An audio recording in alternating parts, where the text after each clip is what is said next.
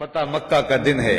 آپ جانتے ہیں کہ حضور کے پیچھے ایک بچہ بیٹھا تھا، حضور کا ردیف، جو خوشی سے اچھلتا تھا۔ بڑی خوشی کا دن تھا، لیکن میرے حضور کا سر عجز سے جھکا ہوا تھا، حتیٰ کہ امامے کا کور اونٹنی کی کوہان کے ساتھ لگتا تھا۔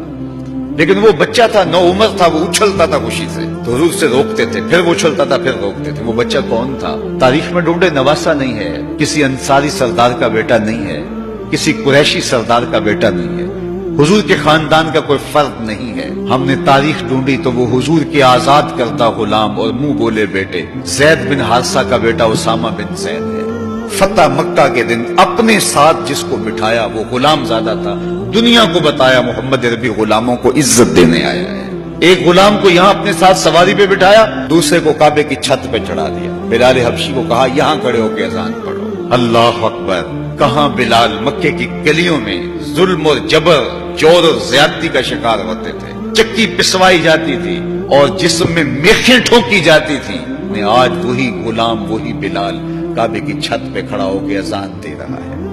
اللہ اکبر! میں یہاں کھڑے ہو کے اذان دوں تو رخ کروں گا قبلے کی جانب، اور جب کعبے کی چھت پہ کھڑا ہوں تو پھر جدھر رخ کروں ادھر ہی تو قبلہ ہوگا۔ اب بلال اذان دے رہے ہیں، رخ کدھر کیا؟ حضور طواف کر رہے تھے، بلال اذان دے رہے تھے، جدھر جدھر حضور پھرتے وہ بھی رخ پھیرتے چلے جاتے۔ تو وہ طبقے جن کو کوئی پوچھتا نہیں تھا، ان کو عزتوں کی مسند پہ بٹھایا۔ غلاموں کو تو بیڑیوں میں جکڑ کے لایا جاتا تھا، انسان انسان کے اوپر حاکم بنا ہوا تھا اور انسان کی تذلیل ہوتی تھی، اور میرے حضور کعبے سے مخاطب ہو کے کہتے ہیں کہ تیری بڑی عزت ہے، لیکن فرمایا کہ مسلمان کی عزت، آبرو اور اس کا خون تیرے سے زیادہ قیمتی۔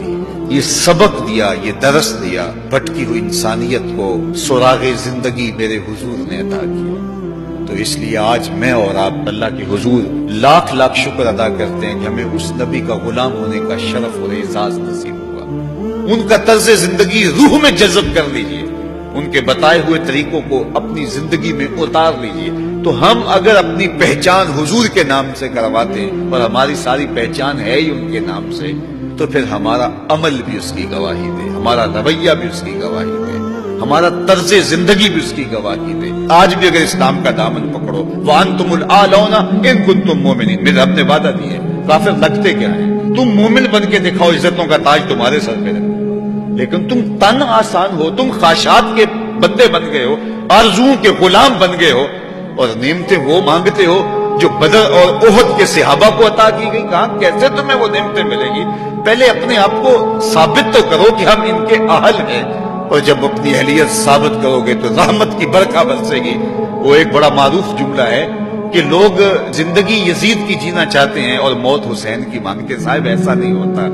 اگر حسین ابن علی جیسی زندگی گزاریں گے تو پھر ان کے مراتب رفیع کا حصہ نصیب ہوگا، لیکن اگر ہم اپنی خواہشات کی زندگی گزاریں گے اور کہیں گے کہ ہم چونکہ مسلمان ہوتے ہیں لہذا ساری نعمتیں ہمیں دی جائیں، ہم جھوٹے ہیں، ہم مکار ہیں، ہم 2 نمبر مال بیچتے ہیں، ہم جو چاہیں کریں، ہم وعدہ خلافی کریں، لیکن ساری عزتیں ہماری جھولی میں ہونی چاہیے، مسلمان جو ہوتے ہیں۔ لیکن ایسا نہیں ہوتا، اس کا وعدہ ہے تم مسلمان عملاً بن کے دکھاؤ، عزتوں کا تاج تمہارے قدموں تلے ہوگا۔ یار آج تو تم 1 ارب 40-50 کروڑ ہو، وہ زمانہ بھی تھا جب تمہاری تعداد صرف 313 تھی اور تمہارے پاس تلواریں بھی ٹوٹی ہوئی تھی، لیکن ہم نے تمہیں وہ عزتوں کی مسند دی کہ زمانہ تمہارے اوپر رش کرتا تھا۔ تو آج اگر تم اس کے ہو کے دکھاؤ اور اس کے بن کے دکھاؤ تو میں تمہیں عزتوں کے تاج پہنا دوں گا۔ دین کی بات پھیلانا صدقہ جاریہ ہے، ثواب کی نیت سے ویڈیو کو شیئر ضرور کیجیے۔ جزاک اللہ۔ فتح مکہ کا دن ہے۔ آپ جانتے ہیں کہ حضور کے پیچھے ایک بچہ بیٹھا تھا، حضور کا ردیف، جو خوشی سے اچھلتا تھا۔ بڑی خوشی کا دن تھا، لیکن میرے حضور کا سر